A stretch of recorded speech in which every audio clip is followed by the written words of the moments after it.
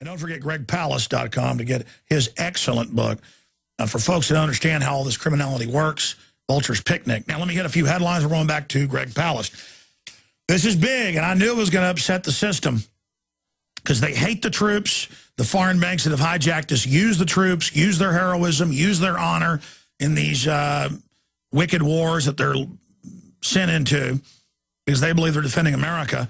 The fact that Ron Paul gets 71 to 75, depending on which month you look at it, the latest numbers are about 72% of all military donations for all Republican candidates and Obama combined. That's on record. Federal Elections Commission. The fact that that's there really freaks out the system. And Adam Kokesh had the idea, and it looks like thousands are going to show up to have active duty and veterans march to the White House. And they said they're going to be peaceful and turn their back, though, on the commander-in-chief, who's a traitor-in-chief and a globalist puppet, that Benedict Arnold. And this is to break the hoax that Ron Paul doesn't have support. In fact, if you show people the article that just went up at Infowars.com, it's got Ron Paul when he was in the Air Force. Leaked email. Military top brass warned troops off march for Ron Paul. Again, leaked email. Military top brass warned troops off march for Ron Paul. That's a good headline, but that's a British writer we've got, and people may not get that classic English. Military top brass tell troops not to march with Ron Paul. We need to change that headline. People aren't going to get kind of old English. Leaked email. Military top brass tell troops not to march with Ron Paul, or not to march for Ron Paul. High importance message distributed by senior naval security. You get me, Nemo, in here right now. Just go ahead and call him in here now. I'm going to get this headline changed. I'm kind of the editor-in-chief around here and unofficial editor. I don't give myself like a title like CEO of Infowars.com or Galactic Commander. I don't actually have a title here. I'm director of my operation, though.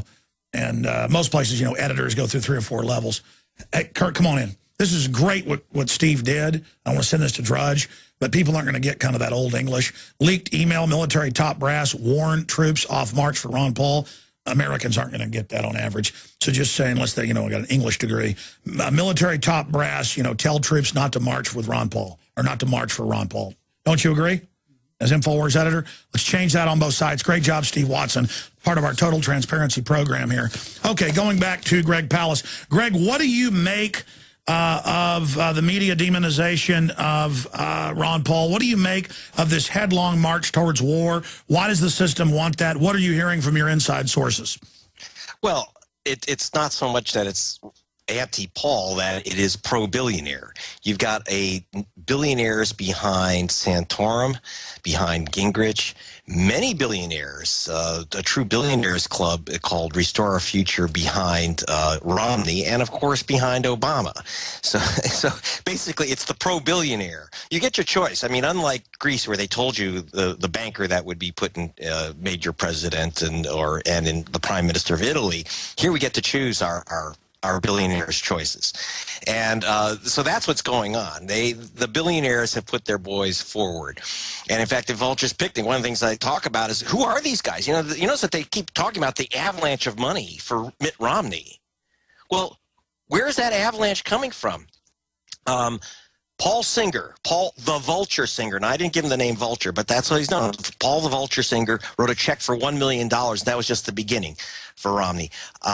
We have Bill Koch, $500,000 check. That was the beginning of the money. We have Paulson, who earned $4 billion, not only betting, but pushing the U.S. mortgage market over a cliff, and he made $4 billion when the U.S. housing market collapsed, and he made sure it did. He made sure it did. Made $4 billion a year, so he's tithed his $1 million to Romney. I'm not picking on Romney in particular, just that seems to be where the billionaires right now are coalescing, but they're on all the candidates, including Obama.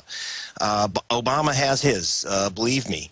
Yeah, I mean, all this fake left-right fighting between Al Gore's people and all the rest of it, and Republicans. You guys should all be at parties together. I mean, the very same foreign mega banks run both parties, so you should, I mean, this fight is all just show. Let me ask you a question, Alex. Who the hell is Barack Obama? Where did he come from outer space? Was he just the most stellar state senator you've ever heard of, that he suddenly goes from state senate in 2 years to the Oval Office? The answer is that he rode a billionaire named Penny Pritzker, who pulled him out of the Illinois Senate and blessed him as the future, as their Democratic choice. Remember, there's a Republican choice and Democratic choice. Pritzker had been removed and personally fined $400 million for manipulating a bank on the south side of Chicago. So what they have to do is now. You and I, if we had to pay $400 million, that would be kind of harmful to our bank accounts, I think, Alex. I think it might take a chunk out of you. Not for Penny. She's worth, according to Forbes, $2.7 billion. So she decided she didn't like paying $400 million fines, so she decided to get someone who would change the rules so she wouldn't pay those fines. Same with the Kochs. They're facing criminal charges. Let me ask you this question. Why is there, or do you agree with this statement, a giant exodus of the billionaires to armored retreats around the world? Why are they fleeing and hanging off helicopter skids like the fall of Saigon? Well, like I said, in Argentina and in Ecuador, people went into the streets, and they're angry, and a lot of them are armed. I'm not a big fan of arms and bombs, but there's a lot of anger out there, and there's been uprisings throughout the world that have been quite successful. And so I think these, it would be prudent if you had $1 billion, you'd want an escape route yourself. But I think their escape route at the moment is the 2012 election. If their escape route is into the White House, so to speak. And it's not that Obama is not their guy, but if they put somebody new in, it'll take folks a while to figure out that this is another teleprompter reading puppet, and so they'll take some time for the paint, the new paint to wear off.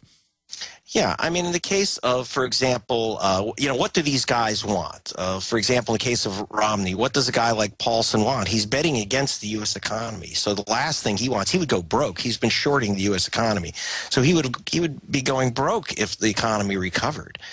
Do we really want someone betting against the economy being the guy behind the President of the United States?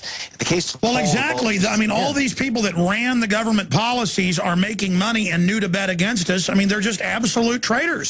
And I want to make it clear, when I say they bet, it sounds like they're guessing which way the economy is going, just riding on it. It's not like it's a fixed roulette wheel. When Paulson was facing, even under Bush, was talking about restoring the mortgage market, and Obama also talking about having a foreclosure moratorium, Paulson went berserk and contacted his friends at Goldman Sachs, which is his investment bank. And what Paulson did was he basically threatened these guys and said, you will not. I've got a lot of money riding here, and how dare you try to undo the fall of the housing market. So when Romney says things like, oh, we should let it bottom out, remember, this is not a policy. He's just speaking for the guy who's betting on the bottom, on it bottoming out and falling through the bottom. I mean, understand, Romney's backer made $4 billion in a single year betting against the housing market. That's really important, because we're not talking about policy here. We're talking about billionaires setting the direction of the economy in the nation in both parties with all the major candidates. Well, look at Obama giving billions and billions to fake energy companies that never even made anything or tried to. They would just rent an office building and literally no one's in it, and then they just keep the money. I mean, you give Obama $500,000 in one case, and you get $500 million. I mean, that is a good vending machine. I mean, that's like sticking a quarter in and getting $1,000 back. And you have to look, when we say that these companies get it, it's the banks that guarantee them. For example, snuck into the emergency defense bill that we had for Iraq last year, and I have this little thing in Vultures Picnic. When we had the defense bill, which was to provide vests, the Kevlar, new Kevlar vests and special protection for the troop transport vehicles, what's replaced the Humvees now. No one voted against it. I think maybe Ron Paul did, but I mean, almost no one voted against that emergency appropriation for the war in Iraq. Snuck into that bill was an $8 billion loan guarantee for 4 nuclear plants. Now, exactly when did our boys and women in Iraq and Afghanistan suddenly need for their emergency protection for nuclear plants? Now, this is not about whether nuclear power is good or bad. It's about a deception. We're told that we have to protect people from taking bullets and Humvees being blown up by IEDs. And what it really is a cover for a massive payment, not only to the nuclear industry, you have to understand, because we're not going to even build those nuclear plants. It ain't going to happen. It was J.P. Morgan Chase and Goldman and Citibank were all the guys lending this money with a government guarantee, charging a massive interest, and we have to pay for it. We have to pay for it. That's what's going on. Let me briefly ask you this, then we got to go to calls in this segment. The next two short ones ahead of Bob Chapman joining us. You talk about how it's a rigged bet, and that's why Bob and others said that they think Corzine was ordered to make that bet and take the people's private money and give it to J.P. Morgan Chase, who did get the $1.6 billion we've now confirmed. And so that's why he's being protected to lie to Congress and say, I don't know where it went. Because normally they don't make 40-to-1 bets unless they know it's rigged. What's your inside skinny? You're probably the best guy to ask this. Do you know? Well, all I know is I don't know the latest on MF Global. What I do know is that if you do, in fact, it's now up on your site, if you go to vulturespicnic.org, and you'll see it in the book too, is that there is a letter from Tim Geithner, who was our Secretary of Treasury, to Larry Summers, who was the economic czar under Obama. This is an older letter. It's highly, highly confidential. I did have it confirmed by the officials this confidential note, which is basically a plan by the U.S. government to conduct a trade war against any government which refused to accept derivatives trading and toxic assets from J.P. Morgan and other major banks. The important thing about this memo is, why would they do this? It said, Geithner is telling Summers, you have to call our guys.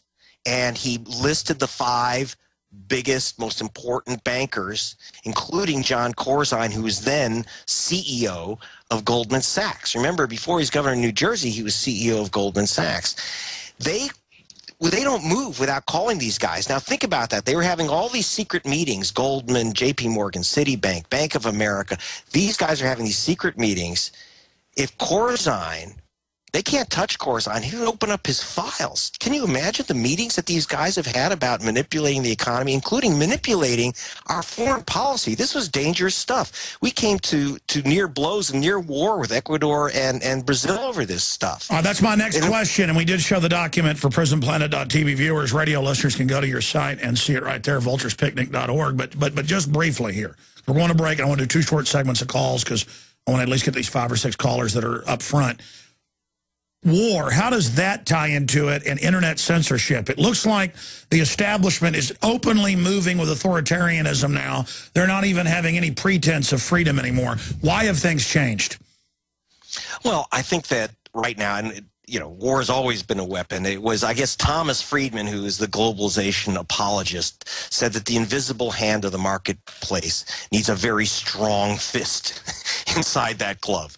And that's what's going on here. Obviously, they have to threaten. There has to be some type of military threat. When Ecuador threw out Occidental Petroleum, which is Al Gore's company, remember, we had to have some type of military threat behind that. And we now see. We now see, in the case, I was just in Bosnia, for example, where, obviously NATO troops were, and basically the whole place has been looted by, under the so-called guise of reforming their economy. So war has some very profitable uses, and no one's gone back to Bosnia and said, whatever happened to that country? The answer is, if it wasn't nailed down, and even if it was, it's been stolen. And that was under the agreements that were set by our U.S. State Department, that they basically had to sell off everything in that country. Everything. Now, the globalists are vampiric locusts. We're going to be right back, do 2 short segments of calls. I promise we're going to right to your calls out of the break. Mike, Richard, Alex, John, Robert, and others. Then Bob Chapman is going to be joining us. We'll have open phones for Bob as well on the economy. And a blitzkrieg of news I've got to get to.